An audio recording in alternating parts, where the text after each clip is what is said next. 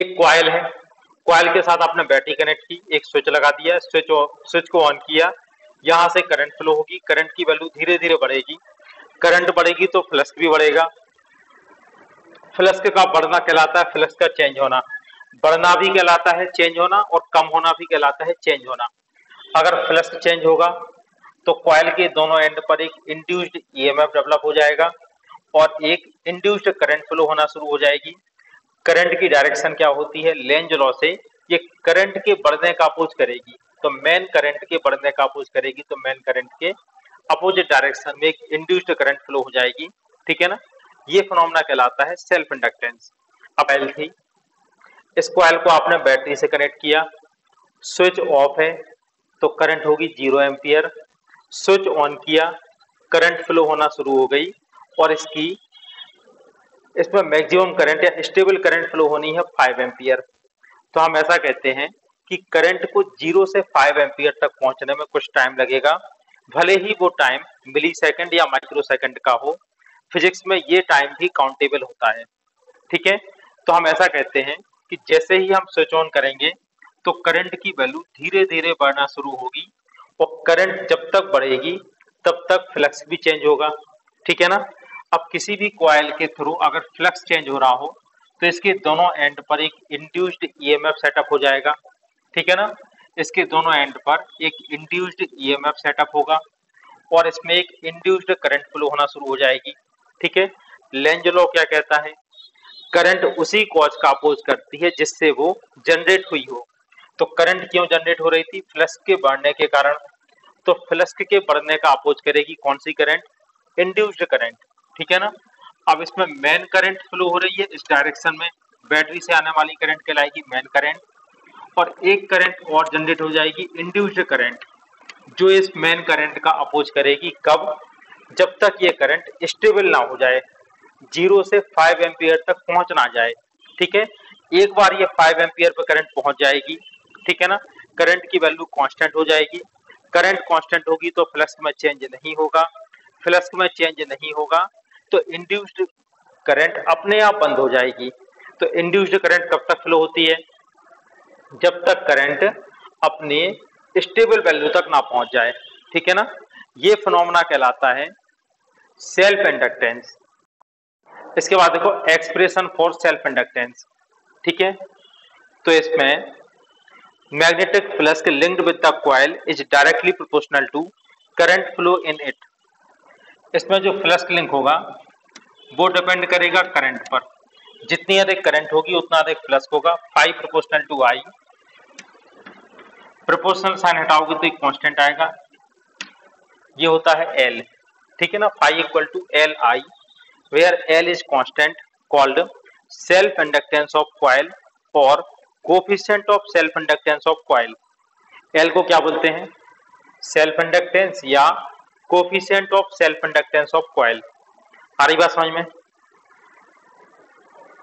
ठीक है, अब इसको डिफाइन डिफाइन कैसे करते हो, इफ आई इक्वल टू 1,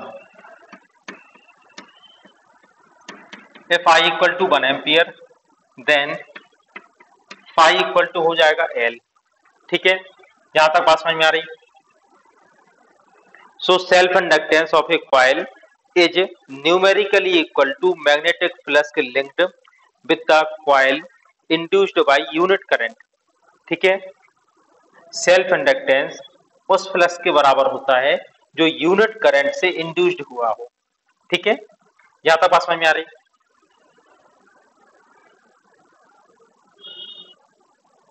इसके बाद देखो बाई फेराडे सेकंड लॉ आप लोग पढ़ चुके हैं, इंड्यूस्ड ईएमएफ की वैल्यू क्या होती है, E equal to by Faraday second law E equal to minus d phi over d t. ठीक है, याद होगा, फाई की वैल्यू आप यहां पर रख दो, E equal to minus d over d t, phi की वैल्यू पुट कर दो एल आई, एल कांस्टेंट है, ई इक्वल टू क्या हो जाएगा minus L d I over d t. ठीक है, एक फार्मूला ये आ गया। अरे बेटा बात समझ में, E equal to minus L d I over d t. ठीक है, इससे आप एक डेफिनेशन और लिख सकते हो, if d I over d t equal to 1। ठीक है, E इक्वल टू आ जाएगा माइनस एल, माइनस का मतलब तो डायरेक्ट, तो आप इसको डिफाइन कैसे कर सकते हैं? So self inductance of a coil is numerically equal to opposing EMF produced in the coil due to unit rate of change of current in the circuit। ठीक है ना, करंट में यूनिट रेट ऑफ चेंज इसमें produce करने से जो भी EMF generate होगा वो किसके इक्वल होगा? Self inductance of coil. ठीक है, अब इसकी ऐसा यूनिट क्या होगी? देखो, यूनिट हम यहां से निकाल सकते हैं, फाई इक्वल टू हो गया एल आई, तो एल इक्वल टू हो जाएगा फाई ओवर आई। ठीक है, और इसकी ऐसा यूनिट होती है हेनरी।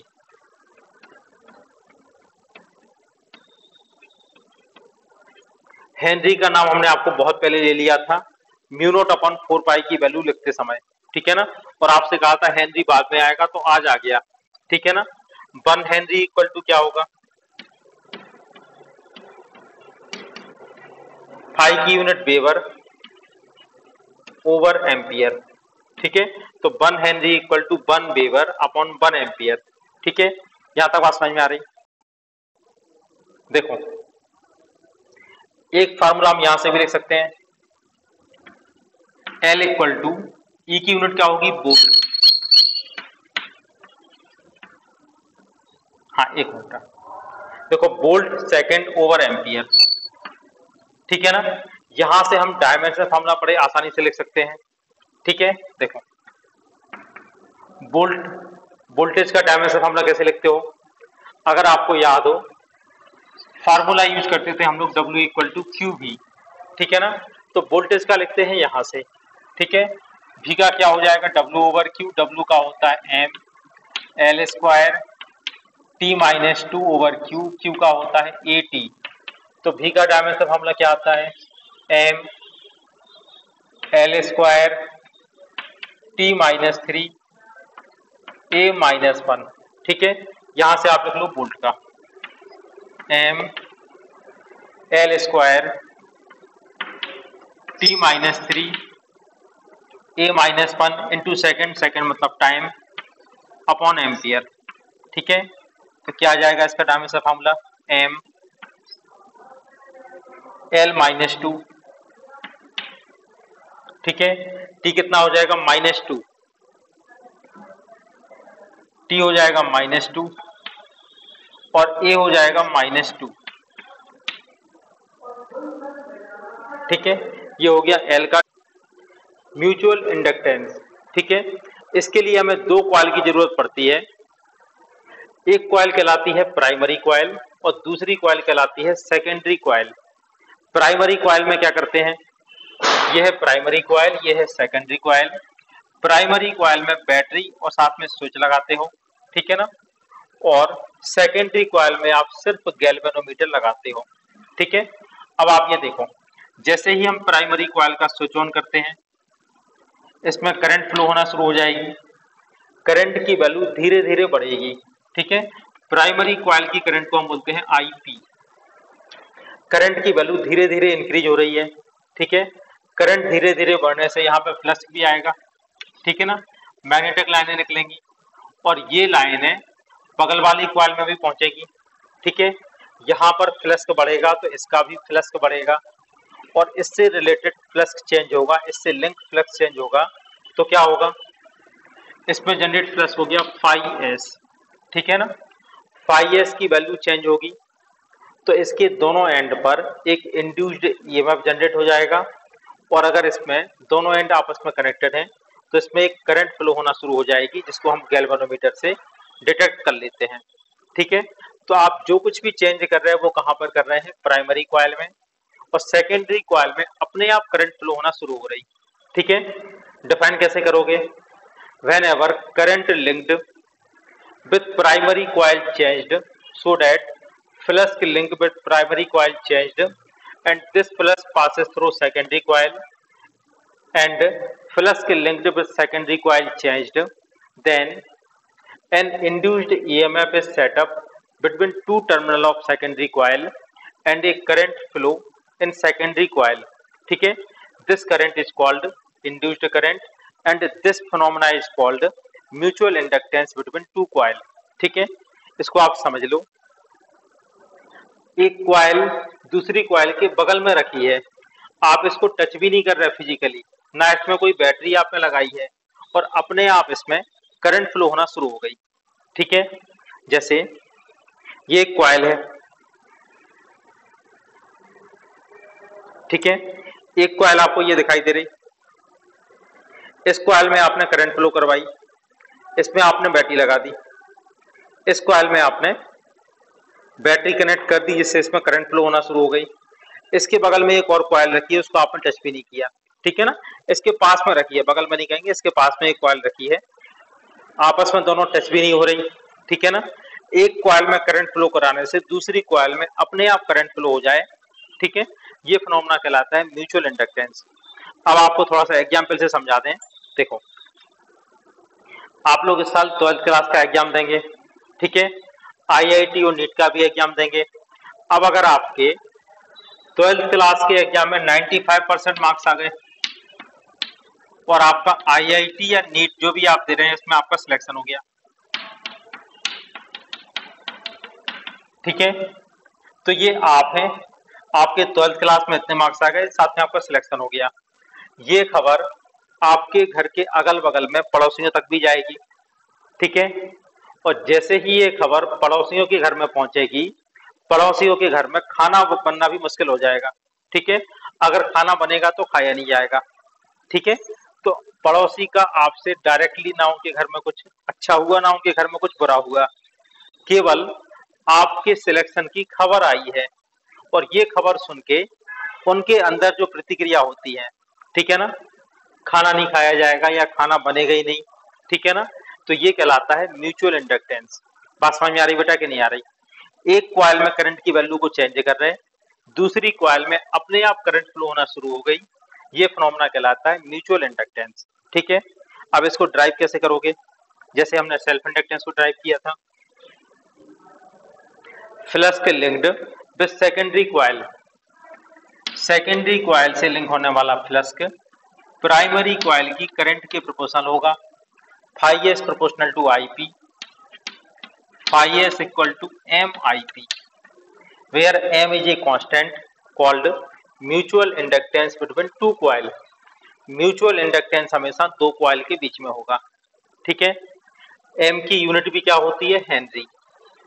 इसके बाद by Faraday second law, E equal to minus d∅/dt, E equal to minus d/dt। Flux की वैल्यू हम यहां से रख सकते हैं MIP। ठीक है, E इक्वल टू क्या हो जाएगा? Minus M dIP/dt। ठीक है, इसकी यूनिट भी क्या होती है? यूनिट ऑफ M भी होगी हेनरी,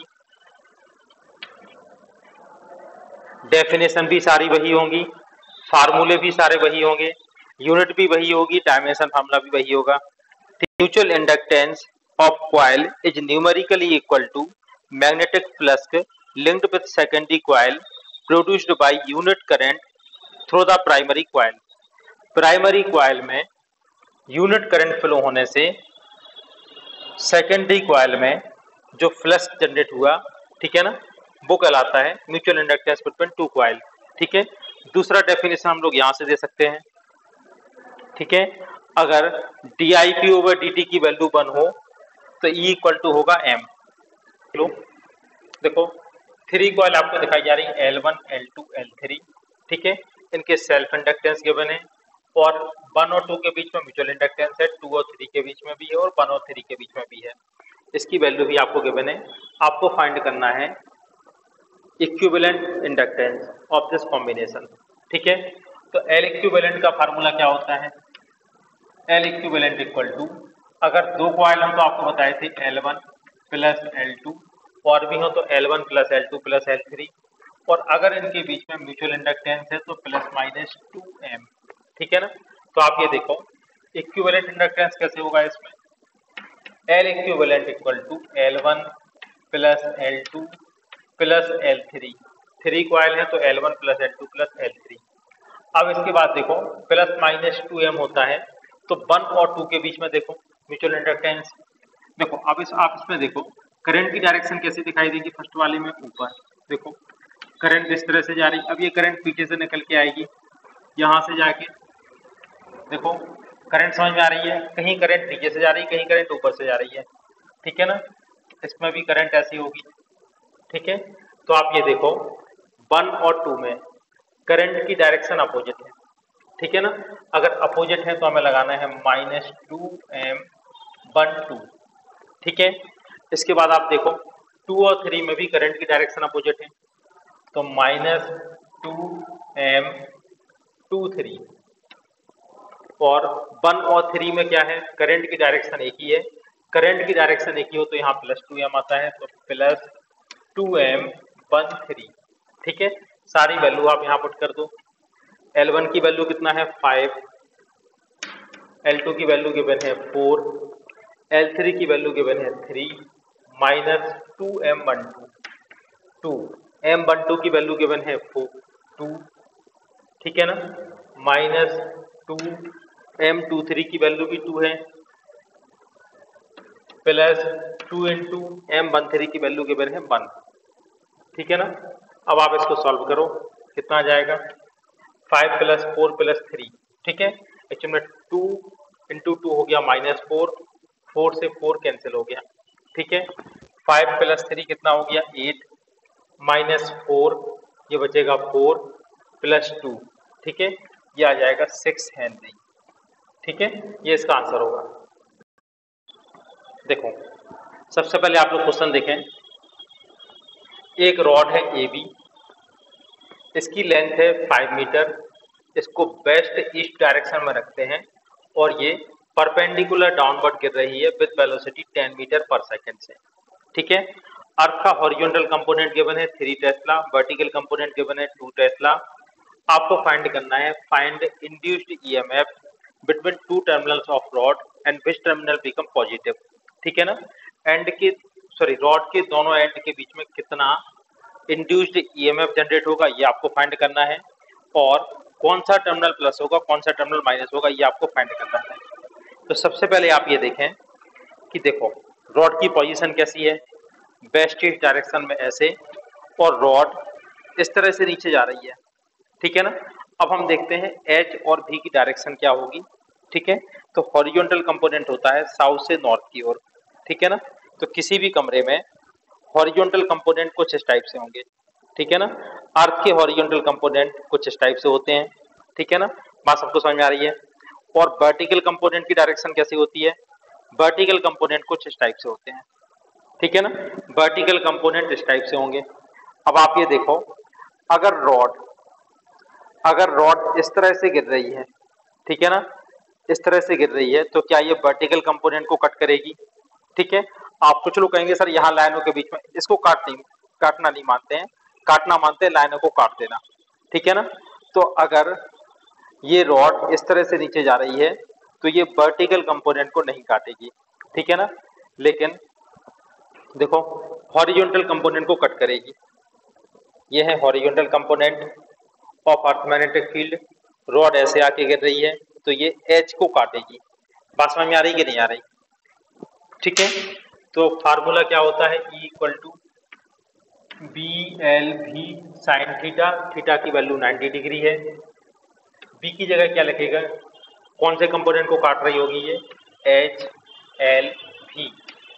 H की वैल्यू क्या गिवन है बेटा, H की वैल्यू है 3, L की वैल्यू गिवन है 5 और वेलोसिटी कितनी है 10, कितना आ जाएगा 150, ठीक है, वोल्ट। तो इसके दोनों एंड पर इंड्यूस्ड ईएमएफ कितना हो जाएगा 150 वोल्ट।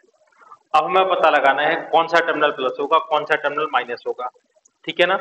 तो इसको कैसे फाइंड करेंगे हम लोग, फ्लेमिंग राइट हैंड रूल, ठीक है ना। Right hand rule, right hand का थंब, फोर फिंगर और मिडिल फिंगर एक दूसरे के परपेंडिकुलर रखते हैं, ठीक है ना। थंब इंडिकेट करेगा direction of motion, four finger for magnetic field and middle finger for current. अब इसके बाद पूछा गया है कि कौन सा टर्मिनल पॉजिटिव होगा, कौन सा टर्मिनल नेगेटिव होगा। तो बहुत सारे लोग गलती ये करते हैं कि वो करंट को फ्लो हुआ मानते हैं प्लस से माइनस की ओर। तो कुछ लोग कह देते हैं ए प्लस होगा बी माइनस होगा, लेकिन ध्यान रखना, देखो ये है बैटरी, बैटरी का ये पॉजिटिव टर्मिनल, ये नेगेटिव टर्मिनल, ठीक है ना। और अगर हम बैटरी को किसी भी एक्सटर्नल रेजिस्टेंस से कनेक्ट करें तो करंट कहाँ फ्लो होती है, करंट फ्लो होती है प्लस से माइनस की ओर इन एक्सटर्नल सर्किट। लेकिन इंटरनल सर्किट में करंट कहाँ से कहाँ जाती है, माइनस से प्लस। आ रही बात समझ में कि नहीं आ रही? इंटरनल सर्किट में बैटरी में जो करंट फ्लो होगी वो माइनस से प्लस, ठीक है। अब आप ये देखो, ये रॉड को आप चला रहे हैं तो रॉड में करंट इंड्यूस्ड हो रही, करंट जनरेट हो रही, तो ये कैसा बिहेव करेगा, एज ए बैटरी और एज ए जनरेटर, ठीक है ना। और बैटरी में जो करंट फ्लो होती है वो फ्लो होती है माइनस से प्लस की ओर। तो ए होगा माइनस और बी होगा प्लस, ठीक है। ये आपको ध्यान रखना है जब भी किसी रॉड को मैग्नेटिक फील्ड में चलाते हैं, ठीक है ना, जिससे फ्लक्स कट हो, उसके दोनों एंड पर इंड्यूस्ड ईएमएफ जनरेट हो, तो हमेशा आपको ध्यान क्या रखना है, करंट हमेशा माइनस से प्लस की ओर फ्लो होगी, क्योंकि ये, अब आप देख लो डेमोन्स्ट्रेशन ऑफ एडी करंट्स, ठीक है। तो हमने क्या किया, एक कंडक्टर है एबीसीडी, मैग्नेटिक मटेरियल का बना हुआ है। देखो सेकंड केस में क्या होगा, इसको रोकने वाला कौन कौन होगा, एक तो एयर का फ्रिक्शन, दूसरा यहाँ पर जो मैग्नेटिक लाइन आ रही है इसके कारण क्या प्रोड्यूस हो जाएगा, यहाँ पर एक एडी करंट, ठीक है ना। और आपको बताए थे एडी करंट की टेंडेंसी क्या होती है, ये डैम्पिंग इफेक्ट प्रोड्यूस करती हैं, मतलब ये इसे रोकने का प्रयास करेंगी। तो इस केस में रोकने वाले कौन कौन है, एक तो एडी करंट भी इसको रोकेंगे, दूसरा एयर फ्रिक्शन। तो दो दो लोग रोकने वाले हैं तो ये जल्दी रुक जाएगा, ठीक है ना। और मान लो ये रुक जाता है 10 सेकेंड में, ठीक है।